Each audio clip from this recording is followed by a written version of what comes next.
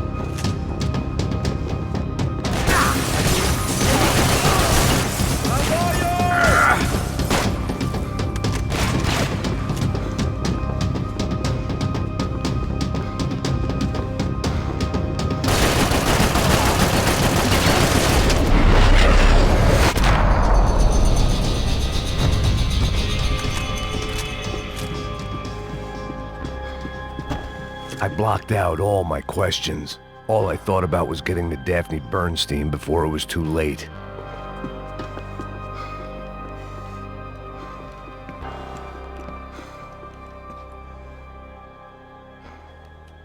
Jesus Christ.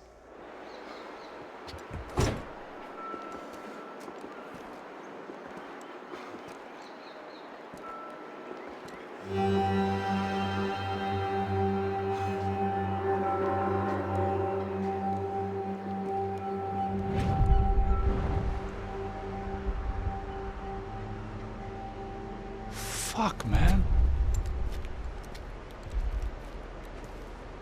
This is brutal. I didn't think things would be like this.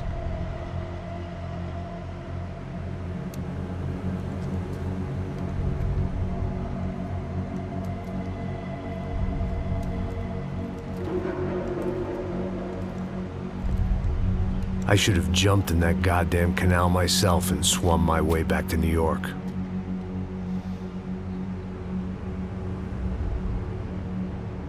Let me ask you again, Max. What do you think you were really doing in Panama? I was drinking. People died. Innocent people. Who do you think robbed you? I don't know. I was told it was people who disliked Daphne Bernstein, something about an unpleasant divorce. Her ex-husband worked on Wall Street. Do you think he has easy access to Panamanian death squads? Guess I didn't really think about it. You were smuggling something, weren't you? No. I mean, I didn't realize it at the time. I didn't think too much about it, but yes, Marcelo did drive off with something. I don't know what. I didn't see him until we got to Brazil a week or so later. I think it was money. I think Marcelo and Victor have a friendly banker there in Panama. Your little cruise was to deliver the cash to him because there it's easier to launder. But I thought the Broncos were rich.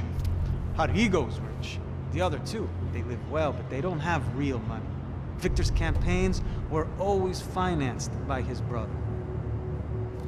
That is the way among certain rich families there. The eldest brother is the king. You know, he gets everything. The other two, not so much. And now Rodrigo's dead. Exactly. And Marcelo, too. It's an awful tragedy for Victor, huh? A man running on a law and order ticket, you know, whose brothers have both been killed in such terrible circumstances. A true patriot. What about Marcelo? Marcelo was an idiot. Were this true, I certainly don't believe he could possibly have known about it. But I do believe some other scheme, you know, some other bullshit.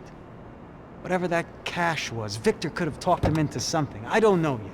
And Passos? Raul Passos is a bum ex-cop. Failed in America, failed in Sao Paulo. He was surrounded by more money and more poverty than his tiny little head can handle. You think guys like that can't be bought? No, but if... But nothing. He's probably not a bad guy. He's just a man caught in the crossfire of a very rich family. What about me? You. You're the fall guy. The American. Running around, acting like the action hero. Killing lots of people. You're a stroke of genius. That ain't how it is. You were an angry ex-cop. You were sitting in a bar with a history of violence and a history of a bad temper. You were perfect. Me and Passos went to the academy together. Did you? I don't fucking know. Okay, let's take a drive, Max. You want to do some good? Want to get yourself killed in a good cause? Then I need you to check something out for me. Like what? That incident at the favela today. Now, some of my officers say a bus drove off some captives, They did, I saw it. but no captives were ever booked. They probably handed them off to the paramilitary death squads, the, Caixa Preto? Right. Who did? I don't know, the cops. The other cops, the cops who shoot on sight. The UFE. Right. Max, you see that building there? Imperial Palace Hotel? Yeah, that's what it says. People go in there in large groups under armed guard, but it isn't a police station, and no one comes out of there. Why don't you just go in and bust the joint, get a warrant? I'm only a cop, Max. So you keep saying. Time to find out what was going on here. I didn't fancy booking myself in the presidential suite, so went looking for the basement.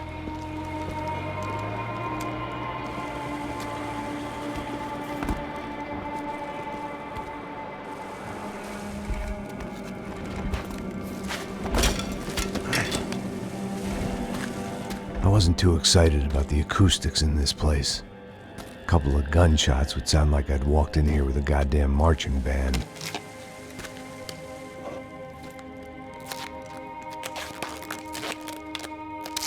It wasn't pretty, but I guess none of what was about to happen was gonna be. It was the question I kept on asking myself. How could I have been so blind? I was convinced the Broncos had gotten the wrong man for the job, but maybe De Silva was right. I was the stooge. The bad joke everybody got but me.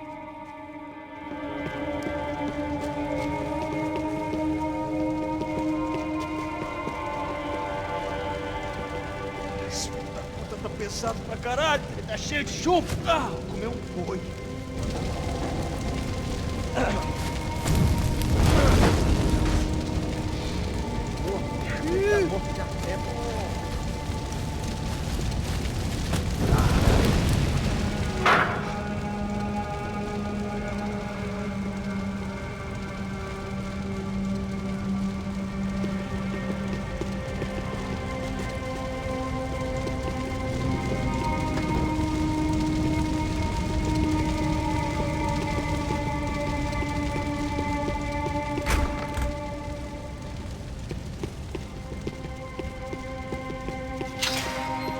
I hadn't slept in days.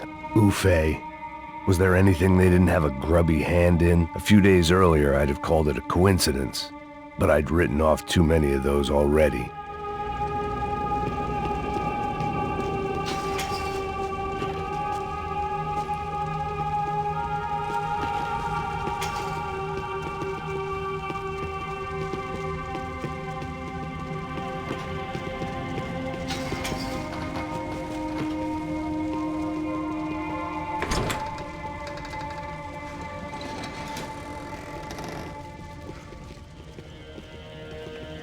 The Imperial Palace Hotel was a five-star bona fide shithole.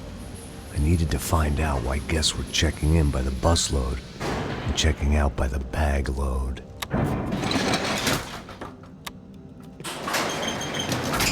Maybe the service would be better upstairs.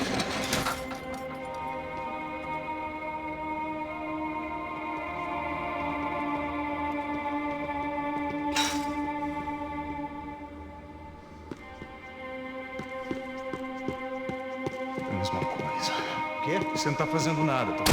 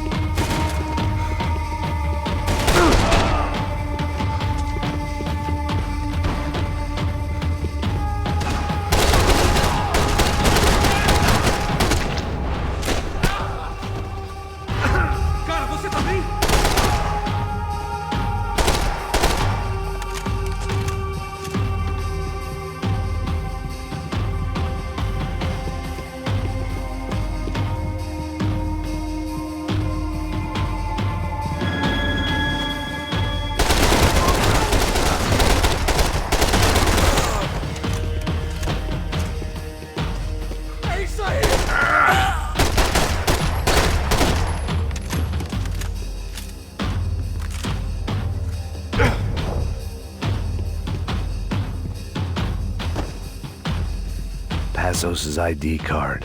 It was no great surprise he'd made their hit list, but to discover he was really Colombian? No wonder some locals seemed to laugh at his accent. What else had he lied to me about?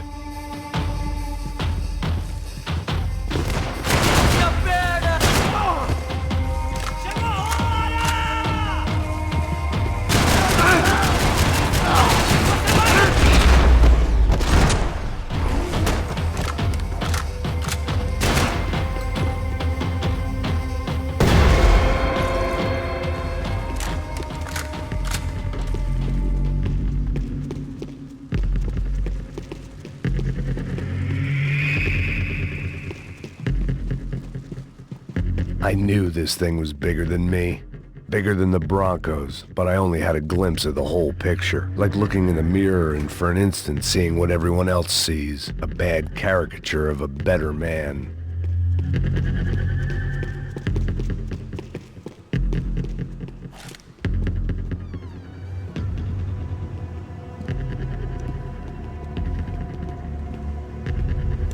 Buffet. That deal at the favela was getting dirtier by the minute. Those bastards were clearly in bed with the Crusher Prado. Now we just had to find out why. Starting with a bit of bedtime reading for Mr. Da Silva. When you've lived the kind of life I've lived, reality comes at you through a different lens. But nothing could have prepared me for what was on the other side of that door.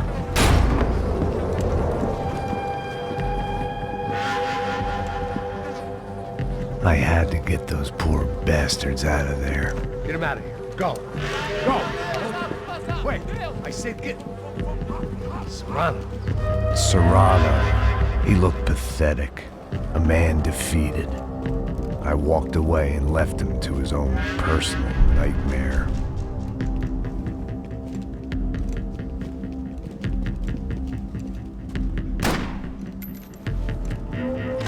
Whatever hell this was Da Silva had sent me into, I knew I had to put an end to it.